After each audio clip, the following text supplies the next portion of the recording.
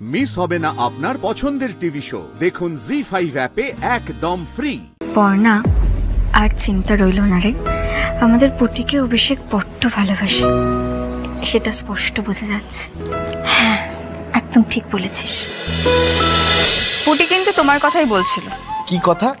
মানে ওই আমি কবে চাকরি জয়েন করছি সেটা তো? মানে এই কথাটা আমি মিনিমাম 50 বার শুনে নিয়েছি এই বিয়ের ফেজে। না না, পুটি বলছিল সকাল থেকে ওই অন্তত 60 বার জিজ্ঞেস করে ফেলেছে তুমি কখন আসবে।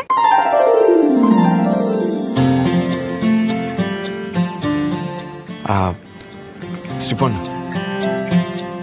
এটা তোমার জন্য। Thank you. যোগু দাদা, দুজনের বেশ ভালোই মনের মিল হয়েছে মনে হচ্ছে। আচ্ছা পর্ণা, তোরা কথা বল, আমি গিয়ে তোদের জন্য চা নিয়ে আসি। হ্যাঁ চল, আয়।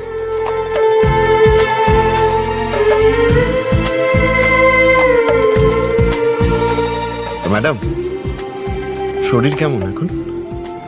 এখন বেটার, কোমরে ব্যথাটা শুধু একটু আছে। আর মাথায়? মাথায় ব্যথা তেমন নেই, শুধু মাথাটা একটু ধরে আছে। আমি তো শুনলাম ওই হাতে পায়েও চোট লেগেছে, সেগুলো? হাতে পায়ে ব্যথা তেমন নেই বললেই চলে। এখন কদিন তুমি বেড রেস্টেই থাকো বরং, মানে এখন থেকে চলাফেরা করার সময় একটুখানি সাবধানে চলতে হবে, আর কিছুই না। অভিষেক, কিছু মনে করো না বাবা, তোমার কথার মাঝখানে কথা বলছি। ওই তুমি সিসিটিভি ফুটেজটা চেক করেছিলে, কাউকে দেখা গেল? হ্যাঁ, আমি চেক করেছিলাম। ওই ঘুমটা পড়া কাউকে ঢুকতে দেখা যায়নি, আর বেরোতেও কিন্তু দেখা যায়নি। তার মানে আমার সন্দেহটাই ঠিক, তোমাদের বাড়ির কেউ বা খুব ক্লোজ কেউই এই কাজটা করেছে, তাই তো? আমিও এটা নিয়ে ভাবছি, এটা নিয়ে আমি চিন্তিত। আমি জাস্ট এটা মাথায় ঢুকছে না যে আমার বাড়ির মধ্যে কি এরকম একটা কাজ করতে পারে। তবে কি জানো তো অভিষেক, আমার কিন্তু মনে হচ্ছে যে বা যারা পুটির এই অবস্থার জন্য দায়ী, তারাই কিন্তু তোমার কিডন্যাপিংটা করিয়েছিল।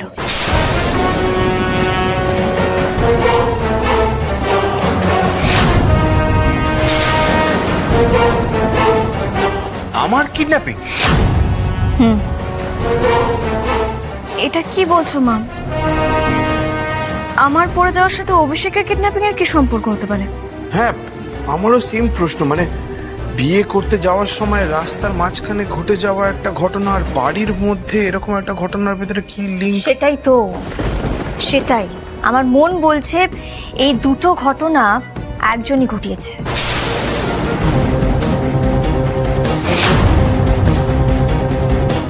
আর এসব করার পেছনে তার উদ্দেশ্য কি মা?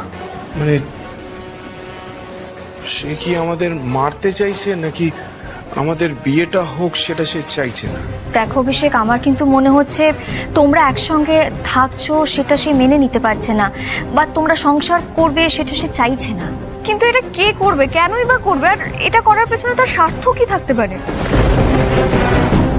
আমি বোধহয় গেস করতে পারছি এই কাজটা কে করেছে, কিন্তু যতক্ষণ না পর্যন্ত আমি নিশ্চিত হচ্ছি আমি তার নামটা বলবো না। সর্বনাশ, পর্ণা কি তাহলে বুঝে গেছে নাকি? আমার মন তো বলছে ও অম্লানকেই সন্দেহ করছে। এক্ষুনি অম্লানকে অ্যালার্ট করতে হবে।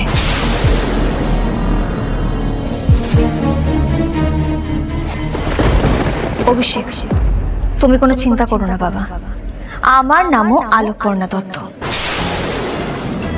যে বা যারা আমার মেয়ে জামাইয়ের দিকে হাত বাড়িয়েছে তাদেরকে তো আমি শাস্তি পাইয়েই ছাড়ব। আমার তার কাটলে আমি কি করতে পারি এবার সেটা তারা বুঝতে পারবে।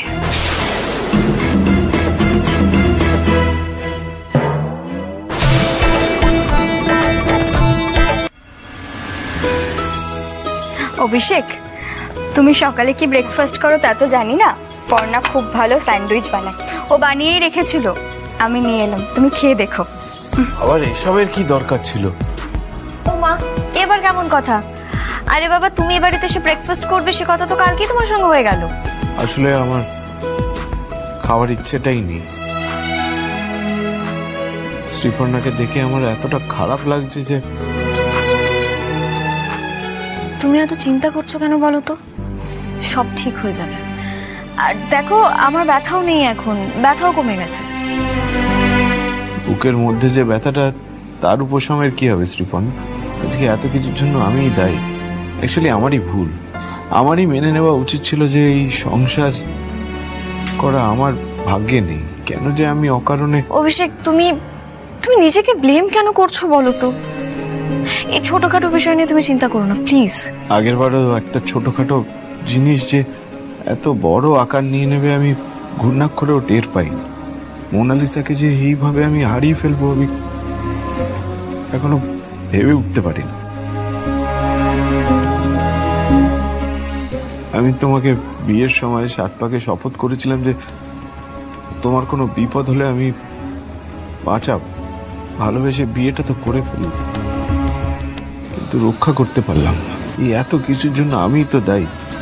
আমার জন্যই আমাদের বাড়িতে গিয়ে তোমার এই এত বড় বিপদটা হলো। আমি ইউনিফর্ম পরে বাইরের লোকজনকে প্রোটেক্ট করি ঠিকই, কিন্তু ঘরের লোকজনকে প্রোটেক্ট করতে পারি না। অভিষেক, এত সহজে ভেঙে পড়লে হবে বলো তো? আরে বাবা পুটি, তুই একটু বোঝা না অভিষেককে।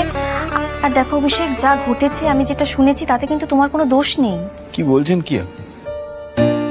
মোনালিসা সেদিন আমার সাথেই ছিল, কিন্তু তারপরেও তো আমি ওকে। অভিষেক, আমি কিন্তু তোমাকে এতটা দুর্বল ভাবিনি। তুমি তো স্ট্রং মানুষ। তাহলে আচ্ছা আচ্ছা, যা ঘটনা ঘটেছে সেটা তো আমার সাথে ঘটেছে, কই আমি তো এত ভেঙে পড়িনি। ভয় হয় শ্রীপর্ণা, আমার খুব ভয় হয়। এবার ভেঙে পড়লে কিন্তু আমি আর সোজা হয়ে উঠে দাঁড়াতে পারবো না। জীবনে একটা ধাক্কা আমি সয়েছি, তারপরে তুমি আমার জীবনে এলে। অনেক ঝড় ঝাপটা কাটিয়ে বিয়েটা তো করে ফেললাম। জীবনে সবাই সেকেন্ড চান্স পায় না। দেখো, আমি খুব লাকি যে আমি তোমার মতো একজন জীবনসঙ্গী পেয়েছি। ভেবেছিলাম তোমার সাথে আনন্দ করে খেয়ে দিয়ে ঘুরে সংসার করব, কিন্তু সেটা আর হলো কই। বিয়ের একদিনের মধ্যেই আমার তোমাকে দেখে খুব কষ্ট হচ্ছে শ্রীপর্ণা। পর্ণা, আর চিন্তা রইল না রে। আমাদের পুটিকে অভিষেক বড্ড ভালোবাসে, সেটা স্পষ্ট বোঝা যাচ্ছে। হ্যাঁ, একদম ঠিক বলেছিস অভিষেক। আমি তোমাকে পুরোপুরি চিনে জেনে তারপরে কিন্তু আমার মেয়ের দায়িত্ব তোমার হাতে দিয়েছি। আমি জানি তোমার কারণে এসব ঘটছে না, আসলে তোমার অজান্তে তোমার বাড়ির কেউ এই ঘটনাগুলো ঘটাচ্ছে, তোমার পিঠে ছুরি মারছে।